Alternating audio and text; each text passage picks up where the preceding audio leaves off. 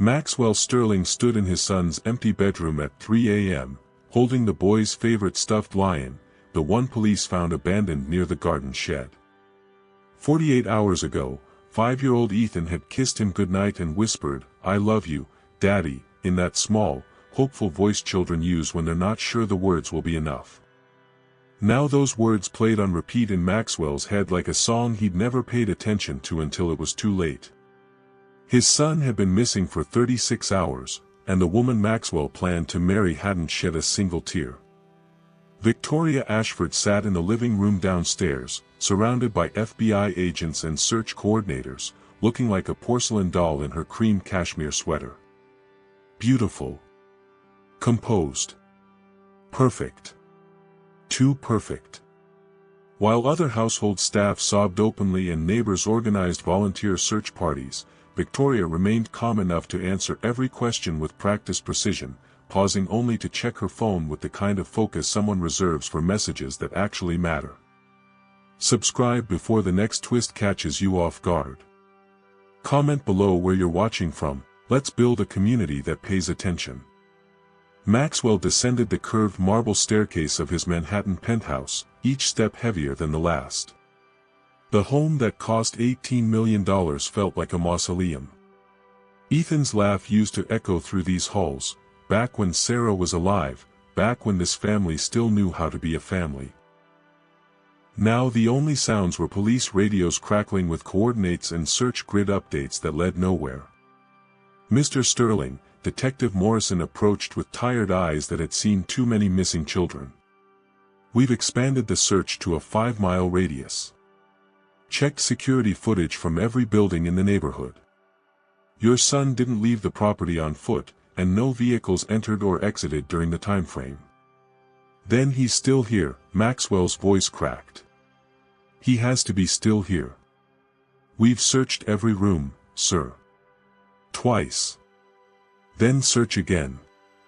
Maxwell's hands trembled as he gripped the banister. "My son is 5 years old. He doesn't just vanish."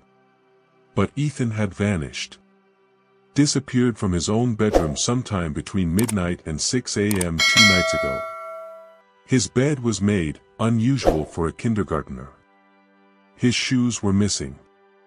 His stuffed lion, the one he'd slept with every single night since his mother died, was found outside near the old garden shed at the property's edge. The shed where Victoria had suggested they store the broken fountain pieces and outdated lawn equipment. The same shed Victoria had insisted the landscapers avoid during recent renovations. Grace Williams watched from the kitchen doorway, her dark eyes tracking Victoria's every movement. Grace had been the Sterling household maid for 3 years. Long enough to see Sarah alive, long enough to watch Maxwell bury himself in work after her death, long enough to recognize when someone was performing grief rather than feeling it.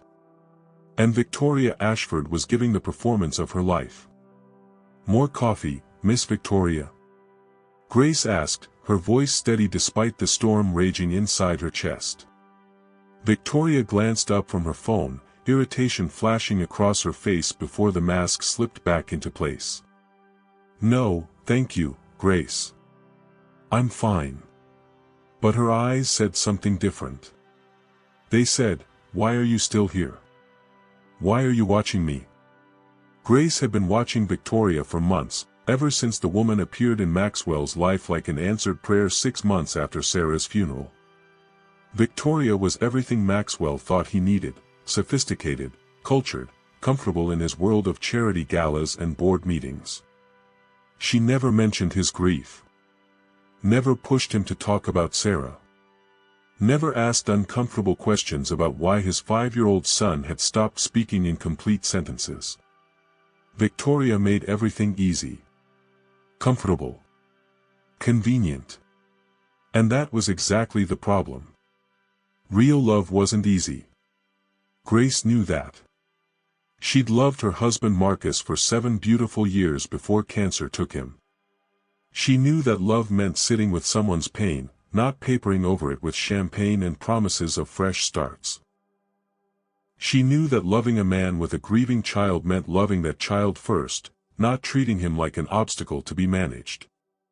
Victoria treated Ethan like a stain on expensive upholstery, something to be covered up or removed entirely. "Grace, could you bring me those files from my study?" Maxwell called out, his voice hollow with exhaustion. As Grace moved through the penthouse, she passed Ethan's playroom. His toys sat untouched, arranged in the careful way only adults organize children's things. Ethan never played there anymore. After Sarah died, he'd retreated into himself, speaking only in whispers, spending hours drawing pictures of his mother in heaven. The therapists called it complicated grief. Maxwell called it heartbreaking. Victoria called it inconvenient. Grace paused at the playroom window. From here, she could see the garden below, the manicured lawns, the stone pathways, the old shed that had stood on the property for decades before Maxwell bought it. Police officers moved through the space with flashlights, searching behind every bush and bench. But they'd already searched the shed. Twice. Found nothing but old equipment and dust. Grace's stomach twisted. Something about that shed wouldn't leave her alone. The way Victoria had mentioned it so casually 3 months ago, "Maxwell, darling, we should use that old shed for storage. Get all this junk out of the garage." The way she'd supervised the landscapers personally when they moved items there. The way she'd insisted the structure stay standing even though Maxwell wanted to demolish it. The way she'd checked her phone and smiled yesterday when police reported the shed was clear. Grace pulled out her own phone and opened the Notes app. She'd started documenting things weeks ago, small moments that felt wrong but couldn't be proven. Victoria whispering to someone on the phone in French, a language Grace knew she spoke fluently despite telling Maxwell she didn't. Victoria's sudden weekend trips to Connecticut where her cousin lived, except Grace had overheard the address given to the driver, and it wasn't residential. Victoria's insistence that Ethan needed boundaries and independence, which translated to keeping the boy away from his father as much as possible. And then there was the morning Ethan came to breakfast with tears in his eyes, telling Grace that Miss Victoria said Mommy wants me to come to heaven soon.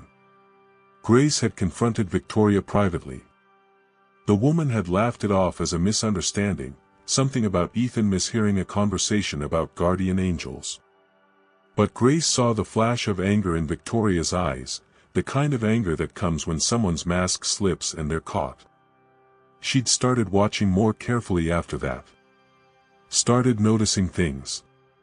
The way Victoria tensed whenever Ethan entered a room. The way she steered Maxwell away from father-son time with perfectly timed requests and manufactured emergencies. The way she begun talking about European boarding schools with the enthusiasm of someone planning a vacation. Grace. Maxwell appeared in the hallway, looking 10 years older than his 42 years. "Did you find those files?" "Yes, sir. Mr. Sterling." Grace hesitated, the files clutched to her chest. "I need to tell you something about Miss Victoria." "Not now." Maxwell's voice was sharp with exhaustion and barely controlled panic. "My son is missing. I can't, whatever staff issues you have, they can wait." "It's not about staff issues. Grace. Please." His eyes were red-rimmed, desperate. "I can't lose Ethan. He's all I have left of Sarah. He's everything." The words landed like stones in Grace's chest. He's everything. But Maxwell hadn't had dinner with Ethan in 3 weeks. Hadn't read him a bedtime story in months. Hadn't noticed his son was terrified of the woman sleeping in his mother's bedroom. Money bought a lot of things, but it couldn't buy back time. It couldn't buy attention. It couldn't make a father see what a maid saw simply by being present. "Of course, Mr. Sterling," Grace whispered, handing him the files. She returned to the kitchen, her mind racing. The police weren't looking in the right places. They were trained to search for evidence of kidnapping, of breaking and entering, of strangers with evil intentions. They weren't trained to recognize evil wearing Chanel and sleeping in the master bedroom. Grace pulled on her coat. It was nearly dawn, the beginning of the third day. She thought of Marcus in his final hours, how she'd held his hand and promised she'd keep living, keep loving, keep protecting people who needed protecting. Ethan needed protecting. That little boy with his mother's green eyes and his father's lonely heart needed someone to see him. She stepped outside into the pre-dawn darkness, frost crunching under her shoes. The garden stretched before her, beautiful and cold. Police had cleared out hours ago for a shift change, leaving the property temporarily empty except for the single officer stationed at the front entrance. Grace moved toward the shed, drawn by an instinct she couldn't name. The door was unlocked, police had left it that way.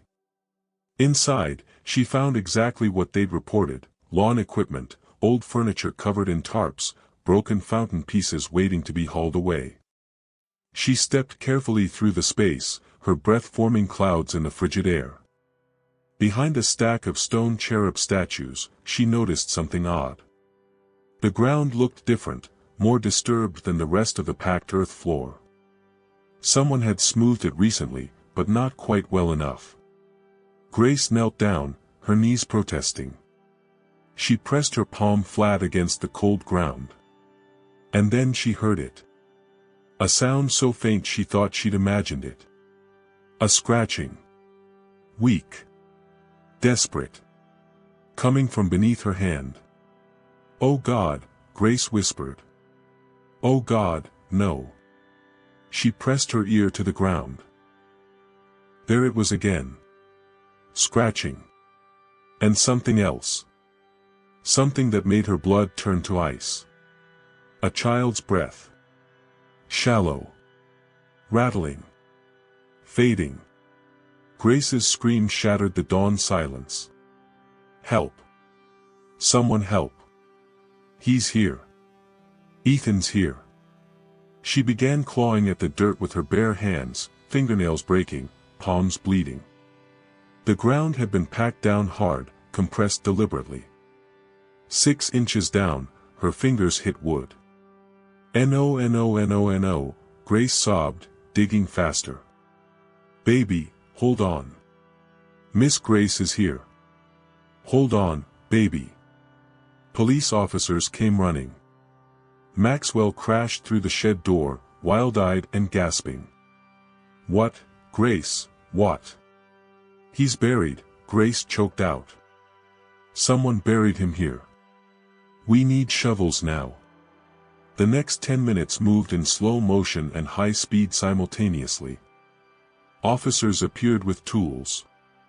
Maxwell fell to his knees and dug with his bare hands alongside Grace, both of them covered in dirt and tears. They hit the wooden crate at 2 feet. At 4 feet, they could pry the top loose. At 6 feet, they lifted the lid and found Ethan. His lips were blue. His small body was limp. His eyes were closed. "No," Maxwell's voice broke on the word. "No, son, no, no, no." Grace didn't hesitate. She pulled Ethan's tiny body from the crate and began CPR, her hands moving with the muscle memory of the first aid course she'd taken years ago. 30 compressions. 2 breaths. 30 compressions. 2 breaths. "Come on, baby," she whispered between breaths. "Come on, Ethan. Miss Grace is here. Come back. Come back to us." Maxwell knelt beside them, his hands hovering uselessly over his son's body, unable to do anything but watch. Unable to fix this with money or power or influence. Unable to do anything but witness the woman he'd barely noticed saving the child he'd barely seen. Some betrayals come from those we trust most, and some heroes work in plain sight. Subscribe so you never miss the warning signs. Comment where you're watching from. Grace pressed her mouth to Ethan's one more time, breathing life into his small lungs. And then Ethan gasped. His eyes flew open. He coughed, sucking in air with desperate, rattling heaves. His gaze found Grace's face, and his small hand clutched at her dirt-covered sleeve. "Miss Grace," he whispered, his voice like broken glass. "Miss Grace." "I couldn't breathe," she said. "Nobody would hear me." "Who, baby?" Grace pulled him against her chest, rocking him like she'd rocked him through 100 nightmares. "Who said that?" Ethan's eyes, full of tears and terror, shifted past Grace to where Victoria stood in the shed doorway. She'd followed the commotion from the house, and now she stood frozen, her perfect mask cracking at the edges. Ethan's small finger pointed directly at her. "Miss Victoria," he whispered. "Miss Victoria put me here." The ambulance sirens wailed through Manhattan's pre-dawn streets, but inside the vehicle, the only sound that mattered was Ethan's labored breathing. Maxwell sat frozen on the bench seat, his dirt-caked hands trembling in his lap, unable to touch his son for fear he might shatter what remained of him. Grace held the boy against her chest, one hand cradling his head, the other gripping the oxygen mask the paramedic had placed over his small face. Ethan's fingers clutched her uniform, the same way he'd clutched his mother's hospital gown 2 years ago when they'd let him say goodbye. "BP's stabilizing," the paramedic announced, checking monitors. "Core temperature's still dangerously low." "How long was he down there?" "We don't know," Maxwell's voice came out strangled. "Hours. Maybe days." The paramedic's expression darkened, but he said nothing. They both understood what hours buried alive did to a child's body. What it did to their mind. Detective Morrison rode in the front seat, his phone pressed to his ear. "I don't care if she's a billionaire's fiancée. Victoria Ashford is now a suspect in the attempted murder of a 5-year-old. Find her. Now." But Victoria was gone. In the chaos of Ethan's rescue, she'd slipped away from the shed, away from the property, away from the questions that would have torn her perfect facade into irreparable pieces. Police had found her bedroom empty, closet doors flung open, designer luggage missing. Her phone went straight to voicemail. Her credit cards hadn't been used. She'd vanished as efficiently as she'd tried to make Ethan disappear. Maxwell finally found his voice. "Grace." His eyes were hollow, ancient. "How did you know? How did you know to look there?" Grace's jaw tightened. She'd been trying to tell him for weeks that Victoria was dangerous, but he'd been too consumed by grief, too blinded by the promise of moving forward, too desperate to believe someone could love him again. Now his son had nearly died for that blindness. Evil hides behind beautiful faces. Like and subscribe before you miss it. "I watched her, Mr. Sterling," Grace said quietly. "I watched how she looked at Ethan like he was a problem to solve. I watched how she kept you away from him with meetings and social obligations that suddenly couldn't wait. I watched her supervise the landscapers when they moved things to that shed, personally overseeing every detail like she was preparing something." Maxwell's face crumbled. "I didn't see it. God help me, I didn't see any of it." "You weren't looking," Grace said, not unkindly. "You were surviving. There's a difference." The ambulance pulled into New York Presbyterian's emergency bay.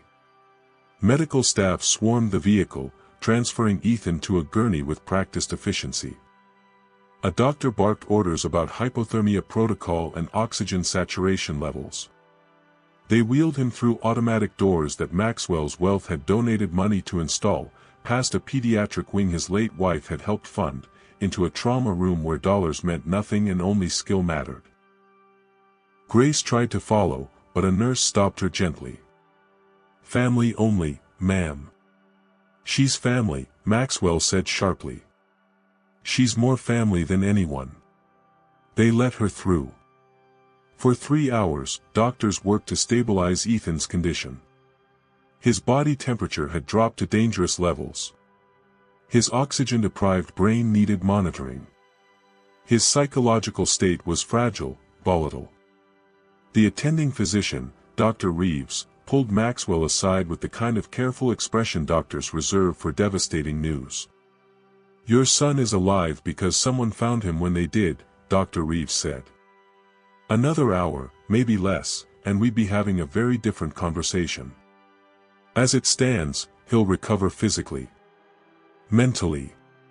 She paused. "Mr. Sterling, Ethan experienced severe trauma. He was conscious while being buried. He knew what was happening to him.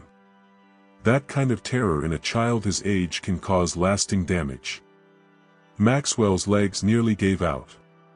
Grace steadied him with a hand on his elbow. "We have excellent child psychologists on staff," Dr. Reeves continued. "But he's going to need time, patience, and intensive therapy. He's going to have nightmares. Panic attacks. He may struggle with enclosed spaces, with darkness, with being alone. This will stay with him. Can I see him?" Maxwell's voice broke on the question. "He's asking for Grace." The words hit Maxwell like a physical blow. His son, freshly rescued from a nightmare, wanted the maid. Not his father. The woman who'd saved his life, not the man who'd failed to protect it. "Of course," Maxwell whispered. "Grace, please." Grace squeezed his arm once, then followed Dr. Reeves down the corridor to Ethan's room. The boy looked impossibly small in the hospital bed, surrounded by monitors and 4 lines. His face was pale, his lips still tinged blue, but his green eyes, Sarah's eyes, were open and alert. "Miss Grace," he whispered when she entered. "You came back. I'll always come back, baby." Grace pulled a chair close and took his small hand in both of hers. "You're safe now. I promise you're safe." Ethan's eyes filled with tears. "She said nobody would hear me. She said Daddy didn't want me anymore because I made him sad when he looked at me. She said I reminded him of Mommy dying and that's why he was never home." Grace's heart splintered. "Oh, sweetheart. That's not true. None of that is true. Subscribe so a child's voice is never silenced again. Like now." "She put me in the box," Ethan continued, his voice trembling. "It was dark. I couldn't move. I tried to yell but dirt got in my mouth. I thought about Mommy. I thought maybe she was waiting for me like Miss Victoria said. But then..." His grip tightened on Grace's hand. "Then I heard you singing." Grace blinked back tears. "You heard me singing. In my head. The lullaby you always sing when I have bad dreams. The one about the mockingbird. I kept hearing it, and I knew I had to stay awake because you wouldn't let me go. You never let me go." Grace pulled him as close as the medical equipment allowed, this small boy who'd survived what no child should endure, and let herself cry. Not the silent tears she'd shed while cleaning his empty playroom or folding his clothes. Real, gasping sobs for the innocence stolen, the trust shattered, the childhood interrupted. Maxwell appeared in the doorway, hesitant. Ethan saw him and something complicated flickered across his young face: fear, hope, confusion, longing. "Daddy?" His voice was small. "Are you mad at me?" Maxwell crossed the room in 3 strides and fell to his knees beside the bed. "Mad at you? Ethan, no. God, no. I'm not mad. I'm sorry. I'm so desperately sorry. Miss Victoria said you wished I was never born because then Mommy wouldn't be dead." The cruelty of it stole Maxwell's breath. Victoria hadn't just tried to murder his son, she'd tortured him with lies first, poisoning his mind before she tried to stop his heart. "Your mother and I wanted you more than anything in this world," Maxwell said, his voice raw. "When she died, I didn't know how to live without her. I got lost in my grief and I forgot the most important thing she left me, you. I forgot to see you. But that's on me, son. Not on you." Never on you. Ethan studied his father's face with the intensity only children possess, searching for truth in the cracks of grown-up words. Whatever he found there must have satisfied him because he reached out one small hand and touched Maxwell's tear-stained cheek. "I missed you, Daddy. I missed you too, buddy. Every single day." Grace stood quietly, preparing to give them space, but Ethan's hand shot out and grabbed her sleeve. "Don't go. I'm just stepping outside." "No." Panic edged into his voice. "Don't leave. She might come back." "Victoria won't come back," Maxwell said firmly. "I promise you, she will never get near you again." But even as he spoke, his phone buzzed with a text from Detective Morrison, Ashford caught at JFK. "Ticket to Paris. She's in custody. Lawyered up. Won't talk." Another text followed immediately. Security footage from 3 days ago shows someone else at the property that night. Male. 6'2". We're running facial recognition. Maxwell's blood ran cold. Victoria hadn't acted alone. Someone had helped her bury his son alive. Someone who was still out there. The worst betrayals come in pairs. Like and subscribe, you'll need to see what happens next. He looked at Ethan, finally sleeping under sedation, his small hand still clutching Grace's sleeve even in unconsciousness. He looked at Grace, whose vigilance had been the only thing standing between his son and a shallow grave. And he made a decision that would change everything. "Grace," he said quietly. "I need you to tell me everything you noticed about Victoria. Every detail. Every suspicion. Everything I was too blind to see." Grace nodded slowly. "There's a lot, Mr. Sterling. And some of it." She hesitated. "Some of it involves a man I saw her with twice. A man she said was her cousin. But cousins don't kiss the way they kissed." Maxwell's jaw clenched. "Tell me everything." Outside Ethan's hospital room, Detective Morrison waited with security footage queued on his tablet. The male figure was clear enough in the frame. Clear enough to identify. Clear enough to recognize. And when Maxwell saw the face, his entire world shifted on its axis. Because the man who'd helped Victoria bury his son alive was someone Maxwell knew very well. Someone he trusted. Someone who had every reason to want Maxwell Sterling destroyed. Preston Hale's face stared back at Maxwell from the tablet screen, frozen in security footage from 3 nights ago, carrying a limp bundle toward the garden shed. Maxwell's former business partner. His college roommate.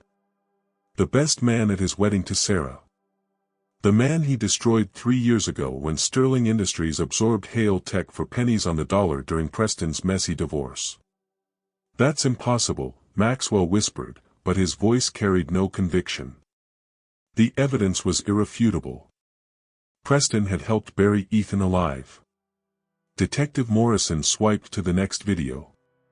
This one showed Victoria meeting Preston at a cafe 6 months ago, long before she'd accidentally bumped into Maxwell at that charity auction. Their body language spoke volumes, intimate touches, synchronized movements, the kind of familiarity that took years to build, not minutes.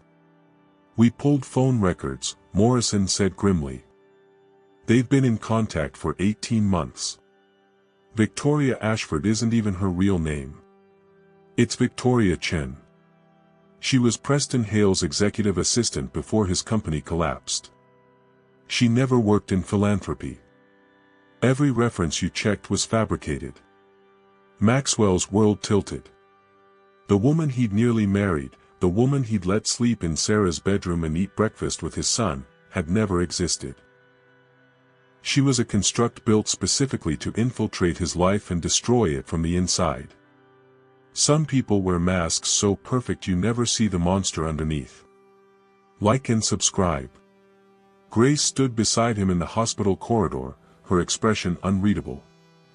I tried to tell you she wasn't who she claimed. That day I saw them together at the Central Park fountain.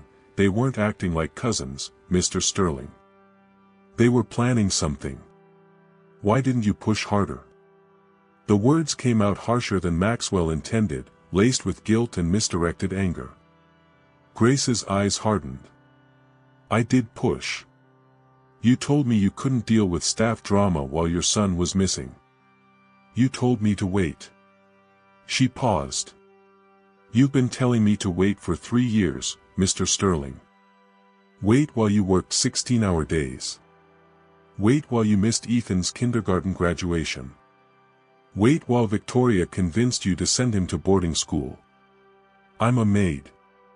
You paid me to clean your floors, not save your family. But I tried anyway because that little boy deserved someone who saw him." The truth of her words landed like physical blows. Maxwell had spent 3 years running from his grief, building walls with work and wealth, and Grace had been the only one standing between his son and total abandonment. Not the nannies he'd hired. Not the therapists he'd paid.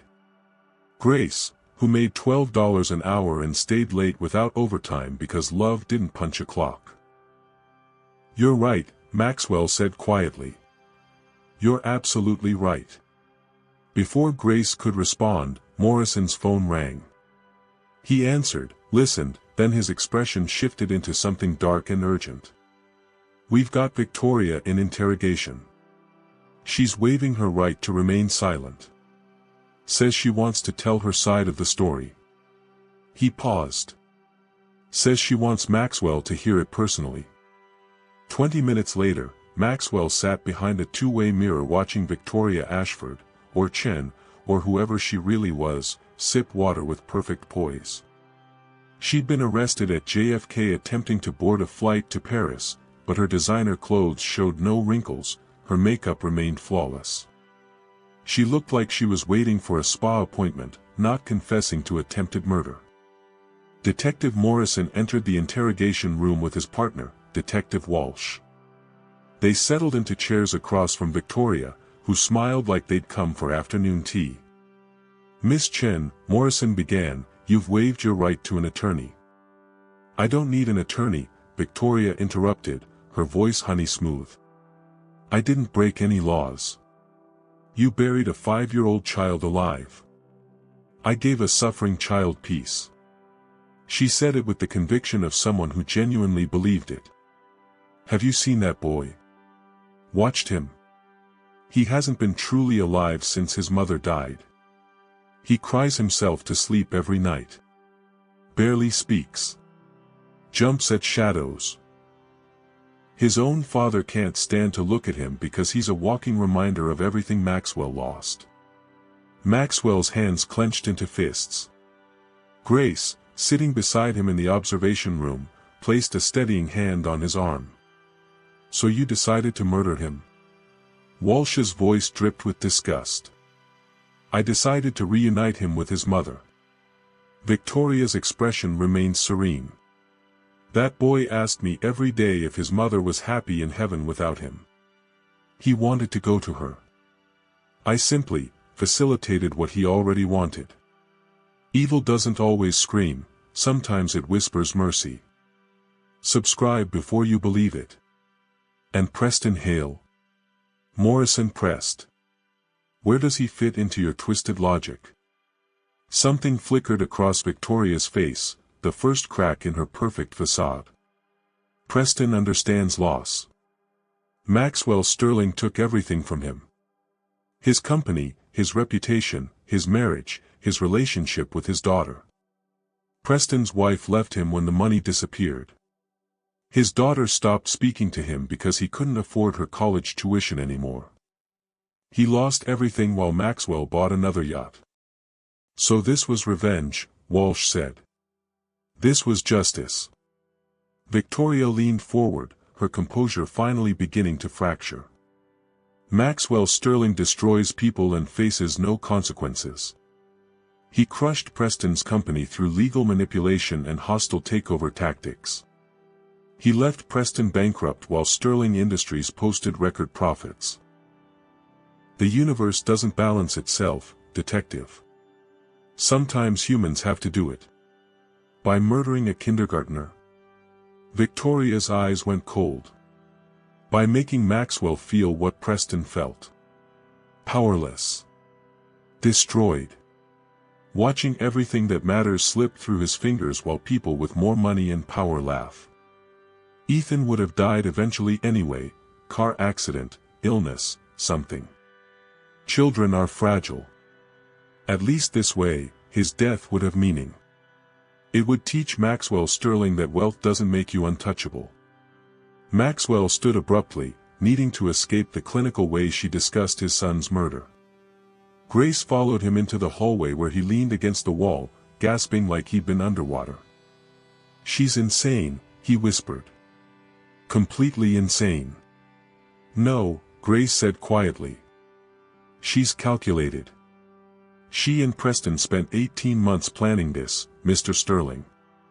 18 months studying you, manipulating you, positioning themselves. They knew exactly what they were doing." Morrison emerged from the interrogation room, his jaw tight. "She's giving up Preston's location. Says he's at his sister's lake house in Connecticut. We're sending units now." He looked at Maxwell with something like pity. "She also claims there was a backup plan if the burial failed. Said she'd planted evidence to frame Grace for poisoning Ethan's food." Grace's breath caught. "What?" "We found arsenic in your locker at the Sterling residence," Morrison said carefully. "Small amounts, but enough to be concerning. Victoria claims she put it there 3 weeks ago, along with fake purchase receipts in your name. If Ethan had died, you'd have been the primary suspect." Maxwell's world tilted again. They'd planned to not only kill his son but destroy the one person who actually loved Ethan unconditionally. Grace would have gone to prison for a murder she didn't commit, and Maxwell would have been left completely alone, exactly as Preston had been. Why didn't they poison him instead? Maxwell asked. "Why the burial?" "Because poison can be detected," Morrison said. "A child buried during a kidnapping? That's harder to trace. They planned to make it look like an abduction gone wrong. Victoria was going to discover evidence pointing to a non-existent kidnapper. She'd comfort you through your grief, marry you within a year, and slowly transfer your assets into offshore accounts before disappearing. Preston would get half the money. Perfect revenge. Preston gets wealthy again, you lose everything. Revenge is patient, meticulous, and wears a smile you trust. Like and subscribe now." "But they didn't count on Grace," Walsh added, joining them in the hallway. "Didn't count on someone actually paying attention, actually caring enough to notice the inconsistencies."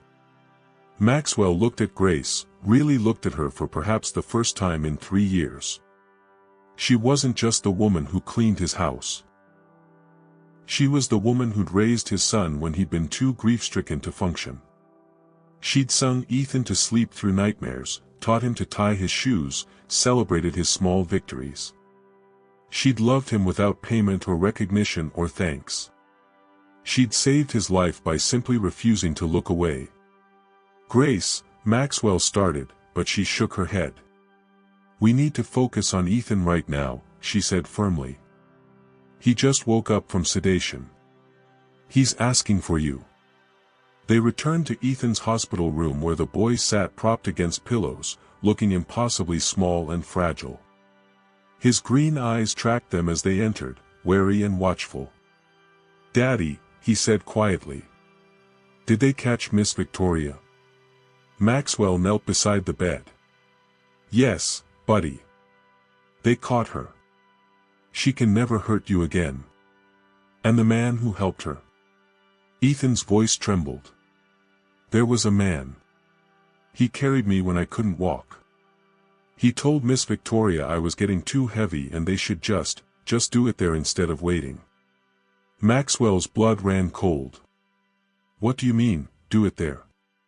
Ethan's small fingers twisted the hospital blanket. "They were going to take me somewhere else. Somewhere farther. But I started crying and the man said I was too loud and someone might hear. So they used the shed instead. He's the one who dug the hole. Miss Victoria just watched. Preston had physically buried his son. Had held the shovel, had moved the earth, had sealed a 5-year-old in darkness and silence. The friend Maxwell had trusted, had stood beside at his wedding, had celebrated successes with, that man had tried to suffocate his child. Morrison's phone buzzed. He checked it, then looked up with grim satisfaction. Connecticut State Police have Preston Hale in custody. He didn't resist arrest. Asked if the boy was dead yet. The casual cruelty of it, the cold calculation, hit Maxwell like a physical force. These weren't crimes of passion or momentary insanity. They were methodical, planned, executed with the precision of a business deal. Preston had spent 18 months orchestrating Maxwell's destruction the same way Maxwell had orchestrated Preston's company collapse, strategically, ruthlessly, without mercy. The universe was balancing itself, just as Victoria claimed. And Maxwell's son had nearly been the currency. "Mr. Sterling," Morrison said carefully. "Preston's requesting to speak with you. Says there are things you need to know about that business deal 3 years ago. Things that might change how you see this situation." Maxwell's jaw tightened. "I don't care what he has to say. He claims your CFO at the time, Richard Brennan, fabricated evidence to justify the hostile takeover. Says Hale Tech was never failing. Says Brennan wanted Preston's company destroyed for personal reasons and manipulated you into doing it." The name hit Maxwell like ice water. Richard Brennan had resigned 2 years ago, taking a generous severance package and disappearing to the Cayman Islands. At the time, Maxwell hadn't questioned it. Executives retired early all the time. But now? Is he saying I was set up too? Maxwell asked slowly. "He's saying you were both manipulated," Morrison replied. "Says Brennan is Victoria's father. Says this goes back further than any of us realized." The room spun. The rabbit hole went deeper, layers of revenge and manipulation stretching back years. And at the bottom of it all was a 5-year-old boy who'd nearly suffocated in darkness because adults couldn't stop destroying each other. Maxwell looked at his son, at Grace standing protectively beside the hospital bed, at the detectives waiting for his decision. Revenge had brought them all to this moment, Preston's revenge, Victoria's revenge, her father's revenge stretching back to grievances Maxwell didn't even know existed. He could demand to hear Preston's full confession, could unravel every thread of the conspiracy, could find every person responsible and make them pay. Or he could choose something different. "I don't want to talk to Preston Hale," Maxwell said quietly. "I don't care about his justifications or his explanations. I'm done with revenge. It almost killed my son, and I won't let it poison one more second of our lives." He turned to Ethan, whose eyes had filled with tears. "Buddy, I know you've been scared. I know you thought I didn't want you anymore. But that's over. From now on, you come first. Not work, not money, not anything else. Just you."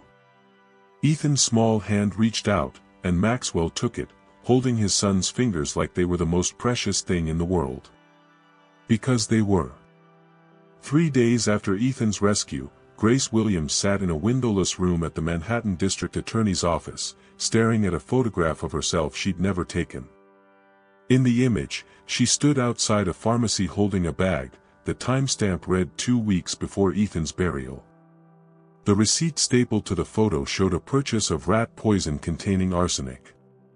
"This isn't me," Grace said for the 4th time, her voice steady despite the fear coiling in her stomach. Assistant District Attorney Caroline Foster slid another document across the table. "The pharmacy's security footage shows someone wearing your work uniform, your build, your height. The credit card used was registered to your name. How do you explain that?" Grace studied the photo more carefully. The woman's face was turned away from the camera, but the blue maid's uniform was identical to hers. Victoria had access to my locker. She could have taken my uniform. And I never owned a credit card. I use cash for everything because I'm paying off my late husband's medical debt. So you're saying Victoria Chen fabricated all of this? Foster's skepticism was palpable. Yes. Grace met her eyes without flinching. She planned to frame me if the burial didn't work. Detective Morrison already told Mr. Sterling about the arsenic planted in my locker. Foster leaned back, studying Grace with the sharp assessment of someone who'd spent 20 years separating truth from lies. Miss Williams, you're aware that Preston Hale is claiming you were his accomplice? That you helped plan the burial in exchange for $50,000? The words hit like ice water. That's a lie. He says you approached him 6 months ago with information about the Sterling household, Maxwell's schedule, security gaps, Ethan's routines. Says you wanted revenge against Maxwell for how he treated his staff. Innocent people fall when the guilty tell convincing lies. Like and subscribe. Grace's hands trembled. This was Victoria's final trap, the one they'd set in motion before Ethan was even buried. If the murder succeeded, Grace would be blamed. If it failed, she'd still be destroyed. Either way, Victoria and Preston walked away clean or with a scapegoat to shield them from full consequences. Preston Hale is lying to save himself, Grace said quietly. I never met him until I saw him on that security footage carrying Ethan to the shed. Then explain this.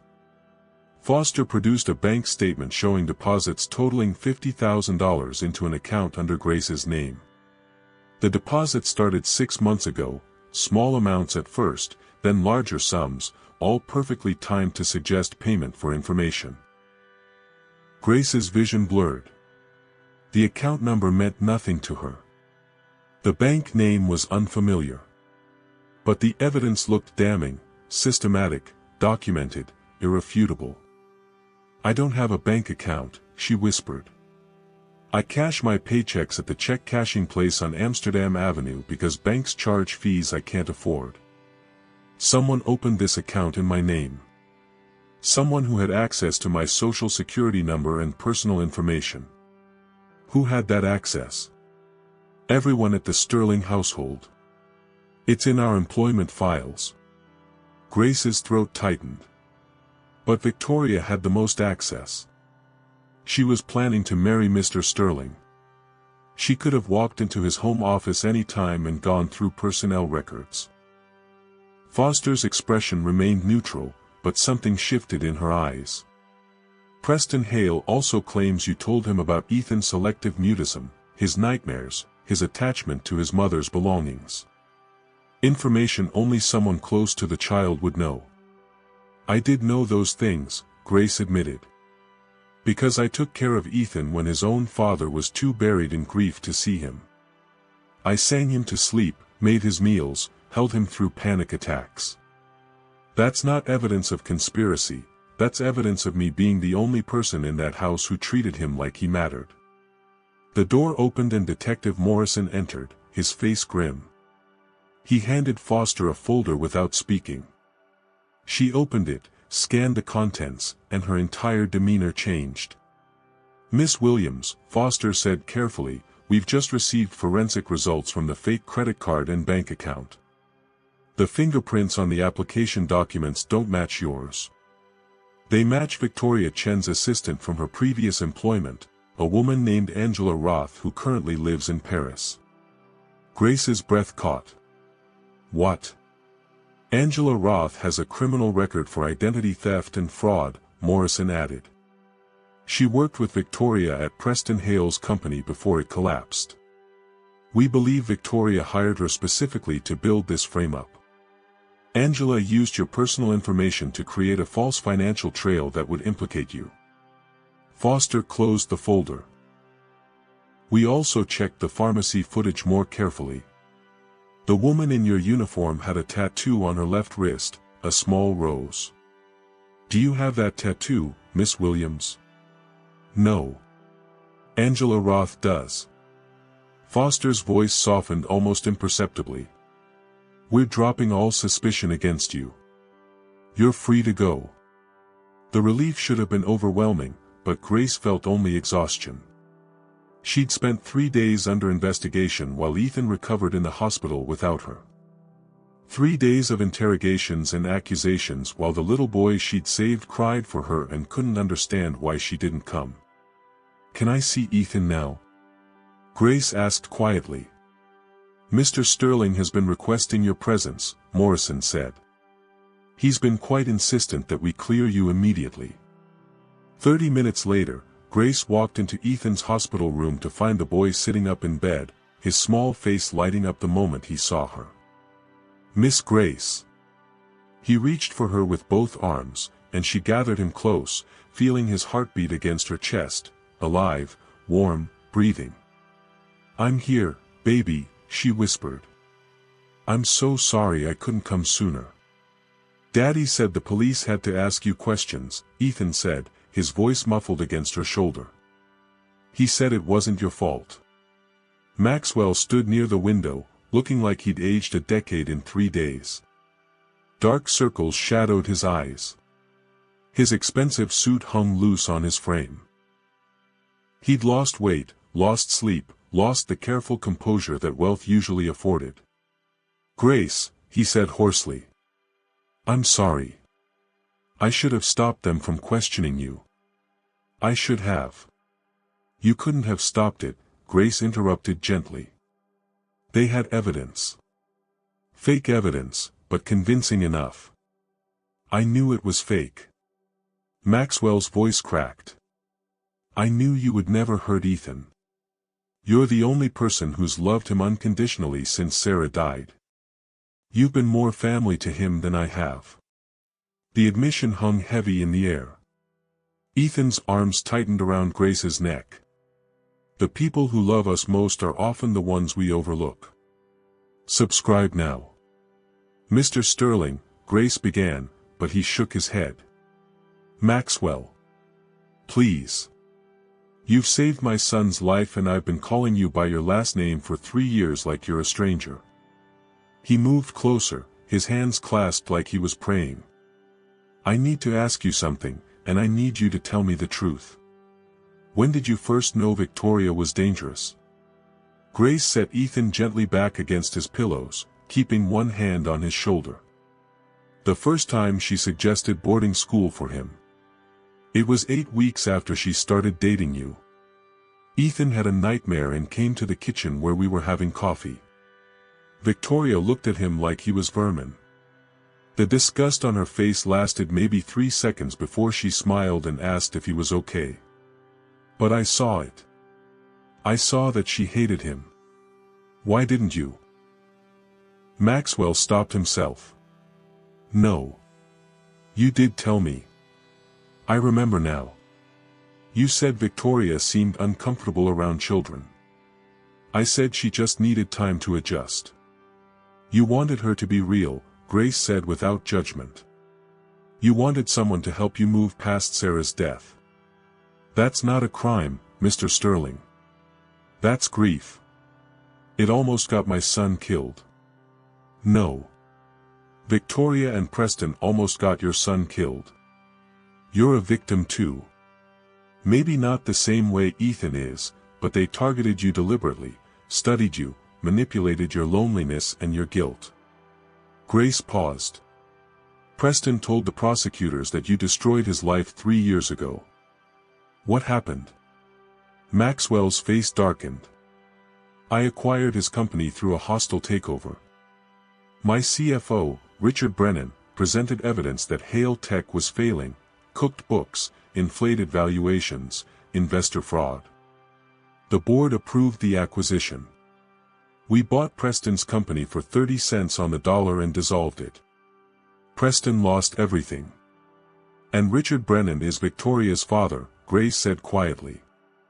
Maxwell nodded. The prosecutors told me this morning.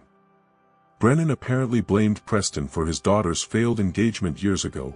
Preston dated Victoria in college and broke her heart. When Preston's company started competing with Sterling Industries, Brennan saw an opportunity for revenge. He fabricated evidence to justify the takeover, used me as his weapon to destroy Preston, then retired wealthy while Preston went bankrupt. So Victoria and Preston teamed up to get revenge on both you and her father, Grace said, piecing it together. Yes. Except Brennan is in the Cayman Islands with no extradition treaty. He's untouchable. Maxwell's voice turned bitter. Preston lost his company, his marriage, his daughter's respect, all because of fabricated evidence I never questioned. I trusted Brennan completely. Never verified his claims. Just signed the papers and destroyed a man's life. Trust without verification can destroy everything. Like and subscribe before it destroys you. Does that make what they did to Ethan justified? Grace asked carefully. No. God, no. Maxwell looked at his son, who'd fallen asleep holding Grace's hand. But it makes me understand how revenge consumes people. Preston didn't just want to hurt me, he wanted me to feel exactly what he felt. Powerless. Betrayed. Watching something I loved being destroyed. Except he chose to hurt a child, Grace said firmly. You can understand his pain without excusing his choices. Preston had options. He could have sued you, exposed Brennan's fraud, rebuilt his life. Instead, he spent 18 months planning to bury a 5-year-old alive. That's not justice. That's evil. Maxwell sank into the chair beside Ethan's bed. The trial starts in 2 months. Preston and Victoria are both facing attempted murder charges, conspiracy, fraud. The prosecutors say they'll both get 25 years minimum. Good, Grace said simply. They want you to testify. About the signs you noticed, the warnings you gave, how Victoria treated Ethan. Maxwell looked up at her. I know it's asking a lot. I'll testify, Grace interrupted. That little boy deserves people speaking truth about what happened to him. I won't let them twist this into something it wasn't. Silence settled over the room, broken only by Ethan's soft breathing and the steady beep of monitors. Grace should have felt relieved, cleared of suspicion, validated in her instincts, proven right about Victoria. Instead, she felt hollowed out by the cruelty of what almost happened. A 5-year-old boy had nearly suffocated in darkness because adults couldn't stop destroying each other. Because a CFO wanted revenge on his daughter's ex-boyfriend. Because a billionaire trusted the wrong person. Because revenge cascaded through generations like a disease no one could cure. Mr. Sterling, Grace said quietly. What happens now? After the trial, after all this is over, what happens to Ethan? Maxwell looked at his son with an expression Grace had never seen on his face before, clear, focused, determined. I'm selling the company. Liquidating most of my assets. We're leaving New York. Leaving.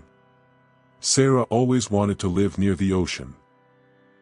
Somewhere quiet where Ethan could run on the beach and build sandcastles. I told her we'd do it someday when business slowed down. His voice broke. Someday never came.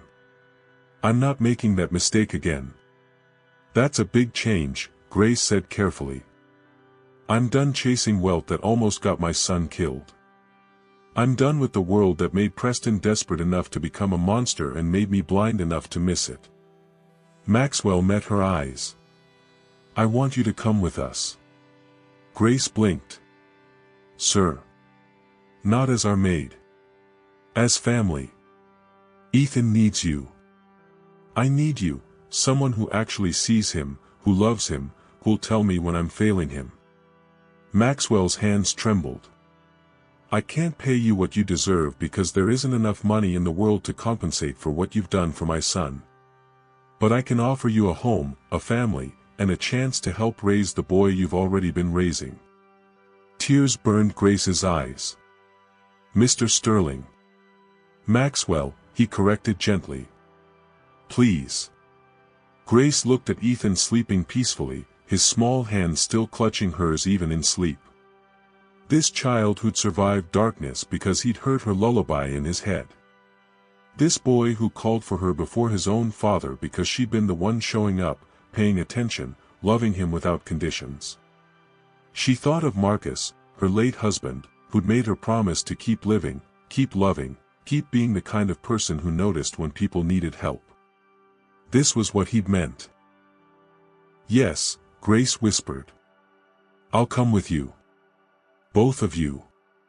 Maxwell's shoulders sagged with relief. Thank you.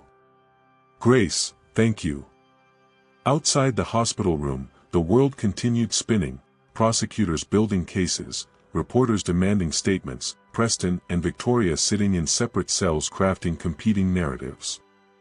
But inside this small room, something fragile and precious took root. A broken father learning to see his son. A child learning to trust again. A woman who'd lost everything finding a new family in the wreckage of someone else's revenge. Money couldn't buy this. Power couldn't manufacture it. Revenge couldn't destroy it. It was the one thing Victoria and Preston never understood: real love doesn't require perfection. It only requires presence. And Grace had been present all along. The trial began on a Tuesday morning in late September, 6 weeks after Ethan was pulled from the ground. Courtroom 12B in the Manhattan Criminal Court building filled with journalists, legal observers, and spectators who'd followed the case through headlines that screamed variations of "Billionaire's son buried alive by fiancée." Maxwell sat in the front row with Grace beside him, both wearing clothes that cost less than they used to, a deliberate choice Maxwell had made when he realized how much of his identity had been wrapped in designer labels and luxury brands. Ethan was with a child psychologist in a separate room, spared from watching his nightmare dissected in public. Preston Hale entered first, flanked by 2 officers. He'd lost weight in jail, his expensive suits replaced by an orange jumpsuit that stripped away the polished veneer of success. But his eyes remained sharp, calculating, defiant. When he spotted Maxwell, something cold and satisfied flickered across his face. Victoria came next, and the courtroom collectively inhaled. Even in prison clothing, she maintained an eerie composure, spine straight, chin lifted, movements graceful. She looked like she was walking into a society luncheon, not a trial for attempted murder. Judge Elizabeth Cortez, a no-nonsense woman in her 60s with a reputation for harsh sentencing, gavelled the room to order. The State of New York versus Preston Hale and Victoria Chen. Charges include attempted murder, conspiracy to commit murder, fraud, and child endangerment. The prosecution, led by Assistant District Attorney Caroline Foster, stood and addressed the jury. Ladies and gentlemen, this case is about revenge dressed as love, and greed disguised as justice. The defendants spent 18 months infiltrating Maxwell Sterling's life with one goal: destroy him by killing his 5-year-old son. They nearly succeeded. Preston's attorney, a silver-haired man named Donald Marsh, countered immediately. This case is about a man driven to desperation by systematic destruction. Preston Hale lost everything when Maxwell Sterling orchestrated a hostile takeover based on fabricated evidence. Yes, my client made catastrophic choices. But context matters. This isn't a monster, this is a broken man who watched his life collapse while his destroyer thrived. Desperation doesn't excuse evil, it just explains it. Like and subscribe now. The first witness was Detective Morrison, who walked the jury through the investigation timeline. Security footage showed Preston carrying Ethan to the shed. Phone records documented hundreds of calls between Preston and Victoria over 18 months. Financial records proved Victoria's identity was fabricated. The defendant's planning was meticulous, Morrison testified. They studied the Sterling household for months, identifying security gaps, documenting routines, creating contingency plans. This wasn't impulsive. This was calculated. On cross-examination, Marsh tried to humanize Preston. "Detective, did you investigate the hostile takeover that destroyed Preston Hale's company 3 years ago?" "That's outside our jurisdiction," Morrison replied evenly. "But you're aware that evidence used to justify that takeover was later proven fraudulent?" "I'm aware of allegations, yes. Allegations that Richard Brennan, Victoria Chen's father and Maxwell Sterling CFO, fabricated financial documents to ruin Preston Hale." Foster objected. "Relevance, Your Honor."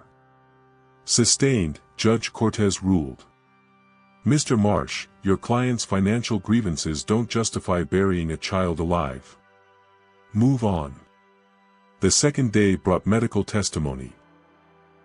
Dr. Reeves explained Ethan's injuries in clinical detail: hypothermia, oxygen deprivation, severe psychological trauma. Another 30 minutes and this child would have died. The defendant's actions came within minutes of being murder, not attempted murder. Then came the forensic psychologist who'd evaluated both defendants. Dr. Nathan Pierce described Victoria as having significant narcissistic traits with sociopathic tendencies. Preston showed major depressive disorder with obsessive revenge ideation. "In your professional opinion," Foster asked, "did either defendant show remorse?" "No," Dr. Pierce said bluntly. Victoria expressed satisfaction that she'd balanced the scales. Preston stated he'd done what needed doing. Neither demonstrated empathy for the victim or recognition that burying a child alive is morally indefensible. Victoria's attorney, a sharp woman named Lisa Chen, no relation, tried damage control. "Dr. Pierce, isn't it true that Victoria suffered childhood trauma that shaped her worldview?"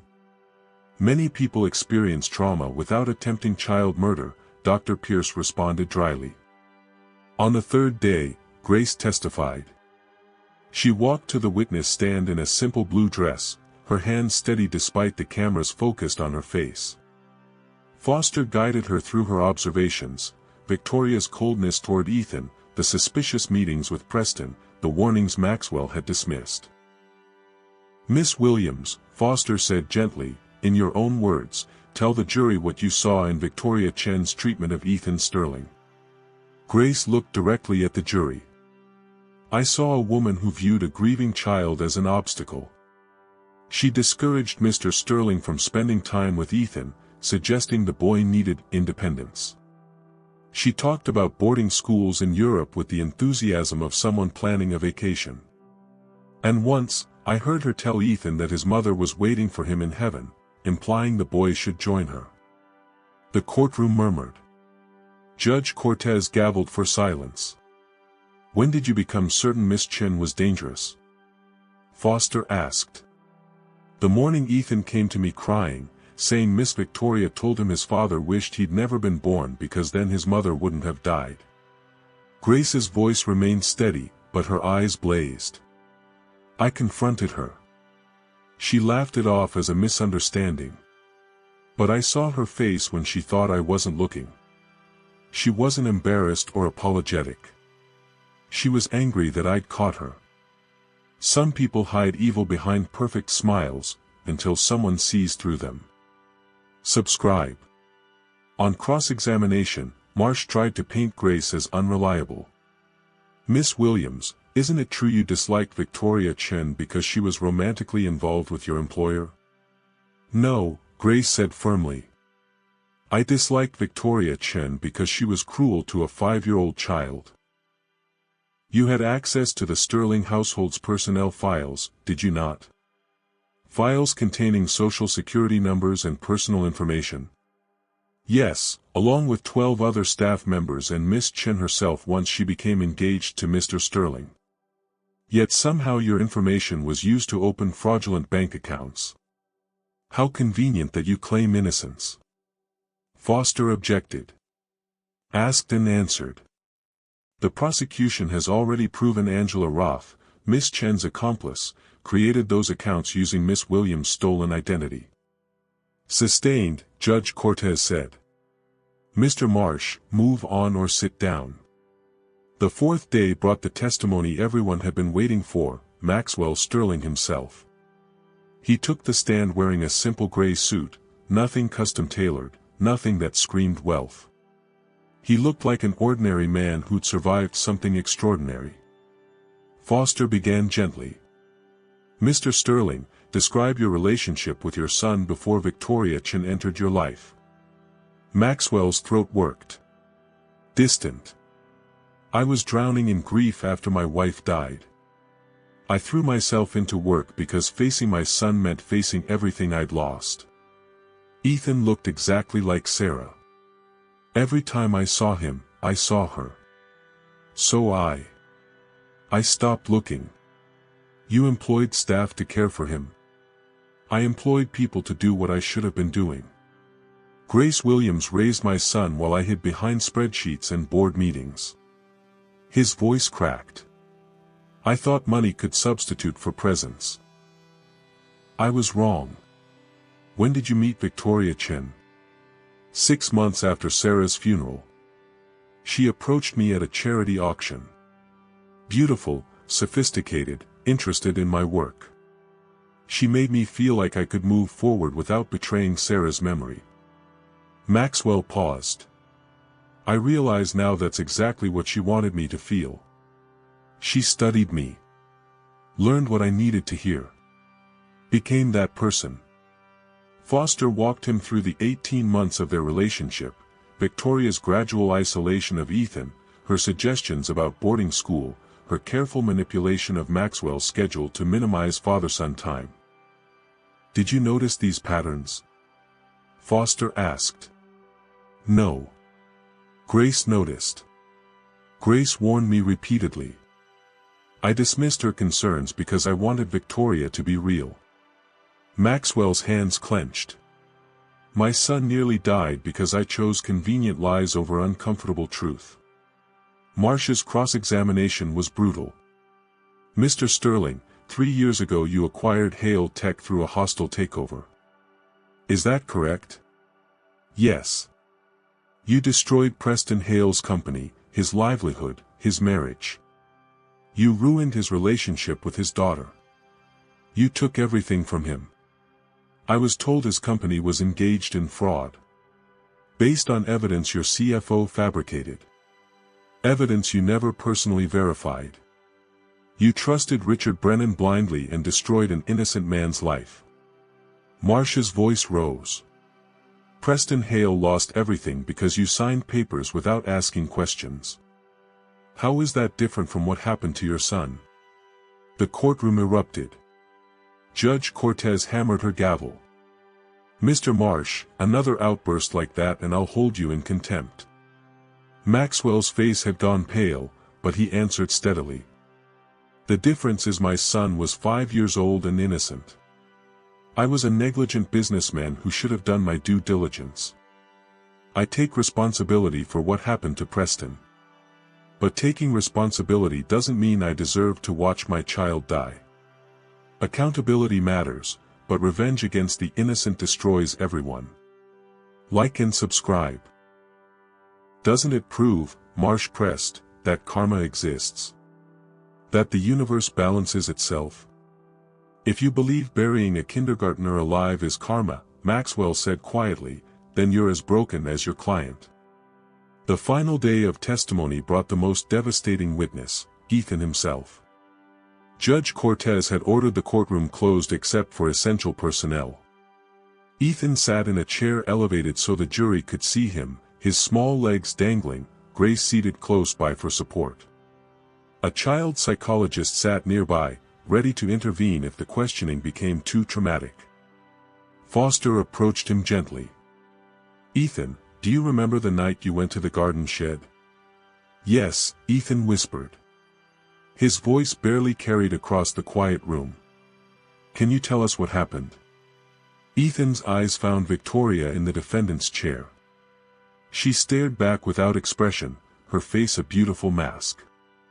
"Miss Victoria said she wanted to show me where Daddy planted Mommy's favorite flowers. She said it was a surprise." "What happened when you got to the shed?" "Mr. Preston was there. I didn't know him, but Miss Victoria said he was a friend. He picked me up and put me in a box. I tried to get out, but he closed the top. Ethan's voice trembled. It was dark. I yelled for Daddy, but nobody came. Then dirt started falling on top of the box. It made noise, thump, thump, thump, like somebody was hitting it. Several jurors wiped their eyes. One openly cried. What did you think was happening? Foster asked softly. I thought I was dying. Miss Victoria said Mommy was waiting for me in heaven. I thought maybe this was how you get to heaven, you go in a box underground and then wake up with Mommy. Tears streamed down Ethan's face. But I got scared. I didn't want to die. I wanted Miss Grace. I wanted Daddy. I tried to breathe but there wasn't enough air. How did you survive, Ethan? I thought about Miss Grace singing to me. The lullaby about the mockingbird. I sang it in my head over and over until everything got fuzzy. Then I heard digging, and Miss Grace was there, and I could breathe again. Foster finished her questioning. Neither defense attorney dared cross-examine. What question could they possibly ask a 5-year-old who'd survived burial?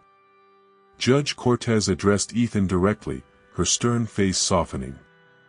Thank you for your bravery, young man. You may step down. Grace lifted Ethan from the chair and carried him out of the courtroom. He buried his face in her shoulder, small body shaking with sobs. Closing arguments came next. Foster painted a picture of calculated evil, two adults methodically planning a child's death for revenge and money. They had choices. They chose this. Marsh argued diminished capacity due to Preston's mental state. My client made horrific decisions born from desperation and documented mental illness.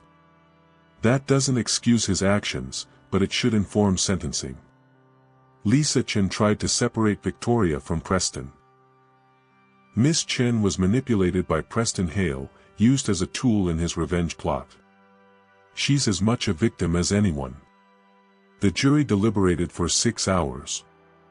They found both defendants guilty on all counts. Sentencing came 2 weeks later. Preston Hale received 30 years without parole. Victoria Chen received 25 years without parole. Both would be middle-aged before they walked free, if they survived prison. Preston showed no emotion when the sentence was read. Victoria's mask finally cracked. She screamed at Maxwell as officers led her away, "You destroyed lives with paperwork. We destroyed yours with justice." Judge Cortez's final words echoed through the courtroom, "You didn't dispense justice. You tortured a child. There's a difference that apparently escapes you both." Outside the courthouse, reporters swarmed Maxwell, Grace, and Ethan. Maxwell made a brief statement. "My son survived because one person paid attention when everyone else looked away. Grace Williams is the hero of this story. I'm just the man learning to be the father I should have been all along. We're leaving New York to start over somewhere quiet. Somewhere Ethan can heal. Somewhere we can be a family. Thank you." As they drove away from the courthouse, Ethan asked quietly, "Daddy, are they gone forever?" Maxwell looked at his son in the rearview mirror. "Yes, buddy. They're gone. They can't hurt you anymore." "Good," Ethan whispered. Then, after a moment, "Can we get ice cream?" Grace laughed, the first real laugh Maxwell had heard from her in weeks. "Yes, baby. We can absolutely get ice cream." And for the first time since Sarah died, Maxwell felt something other than grief when he looked at his son. He felt hope. 6 months after the trial ended, Maxwell Sterling woke to the sound of waves crashing against the shore and his son's laughter drifting through the open window. For a moment, he lay still, letting the unfamiliar peace wash over him. No traffic noise, no urgent emails, no empire demanding his attention. Just ocean, sunlight, and the voice of a child who'd learned to laugh again. He found Ethan on the beach behind their modest cottage, building an elaborate sandcastle with Grace. The boy's bare feet were covered in wet sand, his red shirt dotted with salt spray. Grace sat beside him in a simple sundress, her hair pulled back, her smile genuine and unguarded. "Daddy, look!" Ethan called out when he spotted Maxwell. "Miss Grace and I made a castle with 3 towers and a moat." Maxwell walked down the weathered wooden steps to join them, his feet sinking into warm sand. The cottage they'd rented, and later bought, was nothing like the Manhattan penthouse. 2 bedrooms, a small kitchen, a porch facing the Atlantic Ocean. It cost less than 1 month's maintenance fees on his old residence. He'd never been happier in his life. "That's impressive, buddy," Maxwell said, kneeling beside the sandcastle. "What's the moat for?" "To protect the castle from bad people," Ethan said matter-of-factly. Then he looked up at his father with those green eyes so much like Sarah's. "But we don't need moats in real life anymore, right? Because the bad people are in jail. Sometimes the smallest victories matter most, a child who feels safe again." "Like and subscribe." "That's right," Maxwell said, pulling Ethan close. "You're safe now. We all are." Grace stood and brushed sand from her dress. "I'm going to start breakfast. French toast okay with everyone? With extra syrup?" Ethan asked hopefully. "With extra syrup," Grace confirmed, ruffling his hair before heading toward the cottage. Maxwell watched her go, this woman who'd saved his son and rebuilt their family without asking for anything in return. She'd refused his offers of money, rejected his attempts to compensate her. All she wanted was to be part of Ethan's life, to be the grandmother figure he desperately needed, the steady presence that made home feel like home. "Daddy," Ethan said quietly, drawing Maxwell's attention back. "Do you miss being rich?" The question caught Maxwell off guard. "Do I miss having lots of money?" Ethan nodded seriously. "Kids at school said you used to be really, really rich. Like mansion rich. Now we have a cottage." He said the word cottage without judgment, just observation. Maxwell thought about his answer carefully. 6 months ago, he'd owned a billion-dollar company, a penthouse worth tens of millions, cars that cost more than most people's homes. He'd had power, influence, and the kind of wealth that made problems disappear with a phone call. None of it had saved his son. None of it had protected him from people who wore kindness like a costume. None of it had given him what truly mattered. "I miss some things," Maxwell admitted. "I missed the security of knowing I could fix problems with money. But you know what I don't miss? Being so busy chasing more money that I forgot to spend time with you. Missing your kindergarten graduation because I had a merger meeting. Letting strangers raise you because I was too sad and too tired to do it myself." Ethan considered this, his small hands smoothing sand on the castle's walls. "Miss Victoria said you didn't want me because I made you think about Mommy dying." The words still hurt, even 6 months later. "Miss Victoria lied about a lot of things, Ethan. The truth is, you reminded me so much of Mommy that I didn't know how to be around you without crying. I thought if I stayed away, it would hurt less. But it hurt more. It hurt us both." "I cried a lot too," Ethan whispered. "When Mommy first went to heaven. I thought maybe if I stopped crying, you'd be happy again and want to be with me." Maxwell's throat tightened. "Oh, buddy. I always wanted to be with you. I was just too broken to know how. But I'm learning now. Every day, I'm learning how to be the dad you deserve."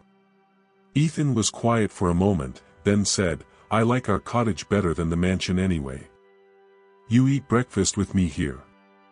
You read me stories. You're not always on your phone." He paused. "And Miss Grace lives with us instead of just cleaning and leaving. What we gain when we lose everything teaches us what truly matters. Subscribe now. Grace called from the porch that breakfast was ready. They walked up from the beach together, Ethan's small hand in Maxwell's, both of them sandy and sun-warmed. Inside, the kitchen smelled like cinnamon and vanilla. Grace had set the small table with mismatched plates they'd bought at a thrift store, orange juice in plastic cups, French toast stacked high. It looked nothing like the elegant breakfasts Victoria used to arrange on fine china in the penthouse dining room. It looked like family. They ate together, Ethan chattering about school and his new friend Zoe who had a dog named Biscuit. Grace mentioned the community garden she'd joined, how the tomatoes were coming in beautifully. Maxwell talked about the part-time consulting work he'd taken, enough to pay bills but not enough to consume his life. After breakfast, Ethan went to his room to play.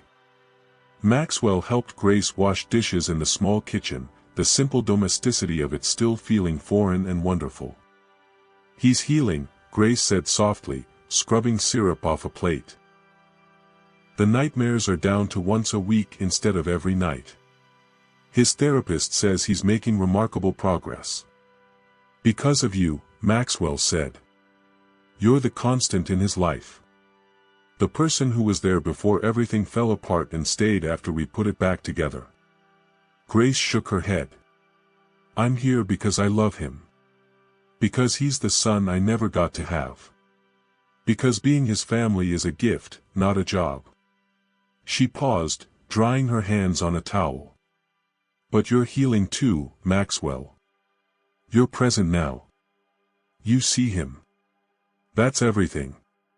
A knock at the front door interrupted them.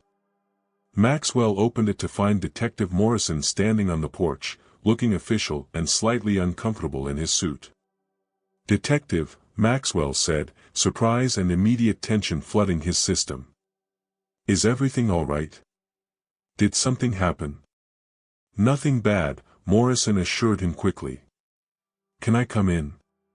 They sat in the small living room, so different from the grand spaces where they'd first met during Ethan's disappearance. Morrison refused coffee and got straight to business. "Preston Hale died 2 days ago," he said without preamble. "Heart attack in prison. Natural causes," the medical examiner confirmed. Maxwell felt nothing. No satisfaction, no grief, no sense of justice served. Just emptiness where revenge used to live. "And Victoria?" he asked. "Still serving her sentence. 23 more years." Morrison shifted. "But that's not why I'm here. Preston's daughter, Kelsey, reached out to me. She asked me to give you this." He handed Maxwell an envelope. Inside was a handwritten letter on lined paper. "Mr. Sterling. My father died yesterday, and I'm writing this because he asked me to, one of his final requests. I haven't spoken to him in 3 years, not since he tried to kill your son. What he did was unforgivable. I want you to know I testified against him at trial. I told the jury he was not the man I grew up knowing, that something broke in him when he lost everything. But before the breaking, before the revenge, before Victoria, he was a good father. He taught me to ride a bike, helped with my homework, believed in me when no one else did. The hostile takeover destroyed more than his company. It destroyed him. I'm not excusing what he did. I'm not asking for forgiveness. I just wanted you to know that the man who buried your son alive wasn't always a monster. Once, he was just a man who loved his daughter and tried to do his best. Your son is alive because someone saw the warning signs. My father is dead because no one saw his. I hope you and Ethan find peace. Kelsey Hale." Maxwell read it twice, then handed it to Grace. She read it silently, her expression unreadable. "She's right," Maxwell said quietly. "Preston wasn't always a monster. I helped make him one by trusting Richard Brennan's lies and never asking questions. I destroyed his life without even knowing I was doing it. Understanding how we hurt others doesn't excuse evil, but it prevents repeating it. Like and subscribe. That doesn't make what he did to Ethan acceptable, Morrison said firmly. No, Maxwell agreed. But it means we're all capable of becoming what we hate if we're not careful. Preston wanted revenge so badly it turned him into the same kind of person who destroyed him, someone who hurt innocent people without thinking about consequences. Morrison stood to leave. For what it's worth, Mr. Sterling, you made the right choice. This, he gestured to the modest cottage, the simple life, this is what matters. The other stuff just gets in the way. After Morrison left, Maxwell walked to Ethan's room. The boy sat on his bed, surrounded by drawings he'd made, pictures of the beach, the cottage, Grace making pancakes, Maxwell reading him stories. Pictures of a life that looked nothing like wealth but everything like love. Daddy, Ethan said, looking up. I made this for you. He held out a drawing of 3 stick figures holding hands on a beach. The words, my family, were written across the top in crooked letters. Maxwell took the picture with trembling hands and did something he hadn't done since Sarah died, he cried. Not tears of grief or loss, but tears of gratitude for what remained after everything else burned away. It's perfect, buddy, he whispered. It's absolutely perfect. That evening, the 3 of them sat on the porch watching the sunset paint the sky in shades of gold and pink. Ethan sat between Maxwell and Grace, content and safe. Waves rolled endlessly toward the shore, each one washing away a little more of the past. Daddy, Ethan said quietly as stars began to appear. Are we rich now? Maxwell looked at his son, alive, healing, laughing again, and at Grace, whose love asked nothing and gave everything. He looked at the ocean, the simple cottage, the drawings on the refrigerator, and the peace that money had never been able to buy. Yes, buddy, Maxwell said, pulling both Ethan and Grace close. We're the richest people in the world. Ethan smiled and leaned against his father's shoulder. Grace squeezed Maxwell's hand. And for the first time in years, Maxwell Sterling understood what wealth actually meant. It meant this. Just this. Nothing more, nothing less. Everything that truly mattered.